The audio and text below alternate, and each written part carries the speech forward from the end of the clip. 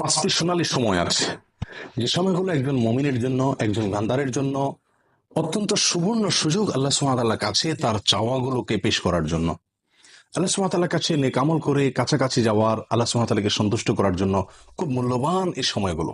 সেই সোনালী পাঁচটি সময় কখন? তার প্রথমটি হলো জোহরের সময়। মুসনাদ আহমদের এক হাদিসে বর্ণিত আছে, নবী সাল্লাল্লাহু আলাইহি সাল্লাম জোহরের ফরজের আগে 4 রাকাত সুন্নাত সালাত নিয়মিত পড়তেন। কোন সাহাবী তাকে প্রশ্ন করলেন, ইয়া রাসূলুল্লাহ, আমরা আপনাকে দেখি সবসময় আপনি সালাতটি নিয়মিত আদায় করেন, এই 4 রাকাত সালাত কখনো ছাড়েন না, এর হেতু কি, রহস্য কি? নবী সাল্লাল্লাহু আলাইহি সাল্লাম তখন বললেন তাদেরকে যে, দেখো, যখন সূর্য মধ্য আকাশ থেকে, ঠিক আকাশের সেন্টার পয়েন্ট থেকে পশ্চিম দিকে ঢলে পড়ে, অর্থাৎ জোহরের সময় শুরু হয়, তখন আল্লাহ সুবহানাহু ওয়া তাআলা আসমানের সমস্ত দুয়ারসমূহ খুলে দেন, এবং সেগুলো তিনি বন্ধ করেন না জোহরের সালাত শেষ হওয়া পর্যন্ত।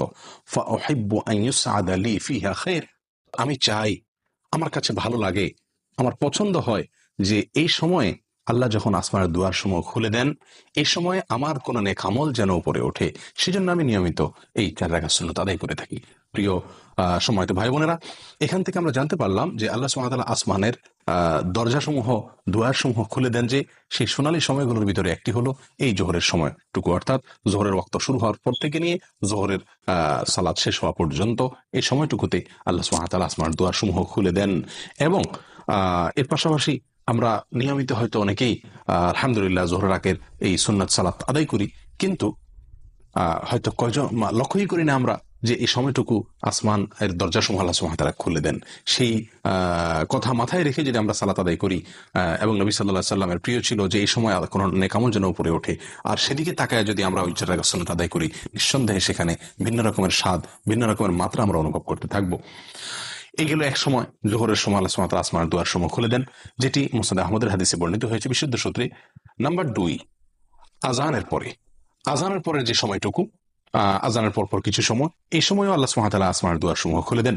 নবী সাল্লাল্লাহু আলাইহি সাল্লাম থেকে বর্ণিত হয়েছে সহিহ তারগীব ওয়া তারহীবের ভিতরে এর হাদিস, তিনি ইরশাদ করেছেন, ইযা নুদিয়া বিস-সালাহ, যখন সালাতের জন্য আহ্বান করা হয়, আজান দেওয়া হয়, ফুতিহাত আবওয়াবুস সামা ওয়াস্তুজিবাদ দুআ, তখন আসমানের দুয়ার সমূহ খুলে দেওয়া হয় এবং বান্দার দোয়া কবুল করা হয়। দোয়ার নির্দিষ্ট কোনো পদ্ধতি, ধরা বাঁধা কোনো সিস্টেম এখানে বর্ণিত নাই, বরং মনের যে কোনো চাওয়াকে মনে মনে আল্লাহ সুবহানাহু ওয়া তাআলার কাছে পেশ করার জন্য মূল্যবান একটি সময় হলো এটি, অর্থাৎ আজানের পরবর্তী সময়টুকু।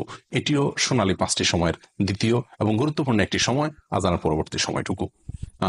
3 নম্বর যে সময়টি সোনালী 5টি সময়ের ভিতরে, সেটি হলো এক সালাতের পরে অপর সালাতের জন্য যখন মানুষ অপেক্ষা করে, এই সময়টুকু, এটিও খুব গুরুত্বপূর্ণ একটি সময়। সূরা ইবনে মাজাহ হাদিসে বর্ণিত হয়ে আসছে, নবী সাল্লাল্লাহু আলাইহি সাল্লাম বলেন, আবশিরু আবশিরু হাযা রাব্বুকুম, তোমরা সুসংবাদ গ্রহণ করো, এই যে তোমাদের রব কদ ফাতাহা বাবা মিন আবওয়াবিস সামা, আসমানের দুয়ার সমূহের মধ্যে থেকে একটি দরজা তিনি খুলে দিয়েছেন, এবং ইউবাহি বিকুমুল মালাইকা, তোমাদের নিয়ে ফেরেশতাদের সঙ্গে তিনি গর্ব করছেন, বলছেন যে দেখো, আমার বান্দারা আমার নির্ধারিত ফরজ সালাত আদায় করার পরে অন্য ফরজের জন্য তারা অপেক্ষা করছে। প্রিয় বন্ধু, তাহলে এক ফরজ আদায়ের পরে অন্য ফরজের জন্য যখন মানুষ অপেক্ষা থাকে, ওই সময় আল্লাহ সুবহানাহু ওয়া তাআলা আসমানের দুয়ার খুলে দেন। এটিও সোনালী সময় সমূহের মধ্যে থেকে একটি। নাম্বার 4, ভোর রাত বা রাতের শেষ প্রহর। এটি অত্যন্ত মূল্যবান সমূহের মধ্যে থেকে একটি। আল্লাহর কাছে বান্দার আরজি পেশ করার, আল্লাহর কাছে বান্দার চাওয়াগুলোকে উপস্থাপন করার, দোয়া করার অত্যন্ত মূল্যবান সময়, বলা যায় সবচেয়ে সেরা এবং শ্রেষ্ঠ সময়।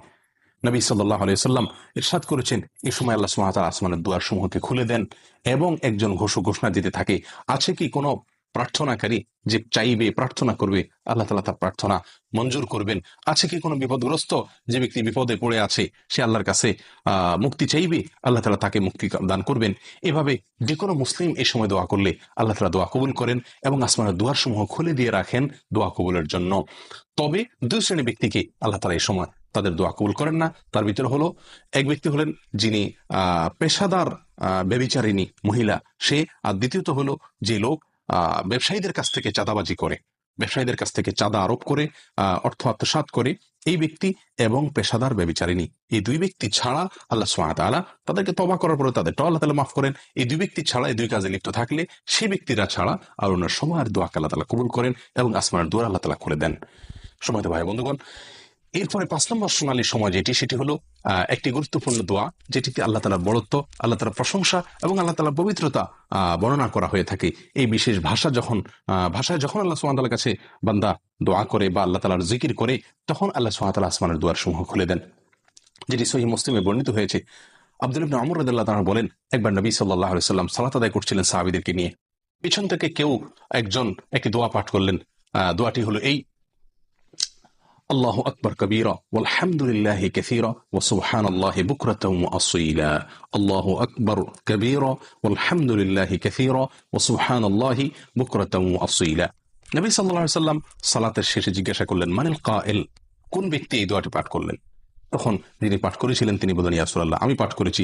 নবী সাল্লাল্লাহু আলাইহি ওয়াসাল্লাম তখন বললেন, আমি আশ্চর্যান্বিত হয়ে গেছি, তোমার এই দোয়া পাঠের পর আল্লাহ সুবহানাহু ওয়া তাআলার পক্ষ থেকে আসমানের সমস্ত দুয়ার সমূহ খুলে দেওয়া হয়েছে, এটাকে অভ্যর্থনা জানানোর জন্য, এটাকে ইস্তেকবাল করার জন্য। তখন আব্দুল্লাহ ইবনে ওমর রাদিয়াল্লাহু তাআলা বলেন যে এরপর থেকে আমি আর কখনো এই দোয়া পাঠ ছাড়িনি। সলাতের বাইরে সবসময় দোয়া পাঠ করা যায়। আল্লাহু আকবার কবীরা ওয়ালহামদুলিল্লাহি কাসীরা ওয়া সুবহানাল্লাহি বুকরাতাও ওয়া আসীলা। আমি আবারও সংক্ষেপে এই 5টি শোনার সময় আপনাদেরকে জানিয়ে দিচ্ছি। তার প্রথম হলো জোহরের সময়। জোহরের সময় শুরু হওয়ার পর থেকে নিয়ে জোহরের ফরজ সালাত শেষ হওয়া, জামাত শেষ হওয়া পর্যন্ত। আর দ্বিতীয়ত হলো আজান যখন দেওয়া হয় সালাতের, 5 ওয়াক্ত সালাতের আজানের পরবর্তী সময়টুকু। 3 নম্বর হলো এক সালাত পড়ার পরে মানুষ যখন অন্য সালাতের জন্য অপেক্ষমান থাকেন ওই সময়টুকু। নাম্বার 4 হলো ভোর রাতের সময়টুকু, রাতের শেষ প্রহর। নাম্বার 5 হলো আল্লাহ সুবহানাহু ওয়া তাআলার প্রশংসায়, তার গুণগানে এই বিশেষ বাক্য আল্লাহু আকবার কবীরা আলহামদুলিল্লাহি কাসীরা ওয়া সুবহানাল্লাহি বুকরাতাও ওয়া আসীলা, এটা যখন পাঠ করা হয়। আসুন এই 5টি সময়কে, মূল্যবান সময়গুলোকে কাজে লাগানোর চেষ্টা করি। জীবন খুবই সংক্ষিপ্ত, আল্লাহ সুবহানাহু ওয়া তাআলার কাছাকাছি যাওয়ার চেষ্টা করি, নিজের চাওয়াগুলোকে মঞ্জুর করার জন্য আপ্রাণ চেষ্টা করি। আল্লাহ তাআলা আমাদের সকলকে তৌফিক দান করেন। জাযাকুমুল্লাহু খাইর ওয়া আখিরু দাওয়ানা আলহামদুলিল্লাহি রাব্বিল আলামিন।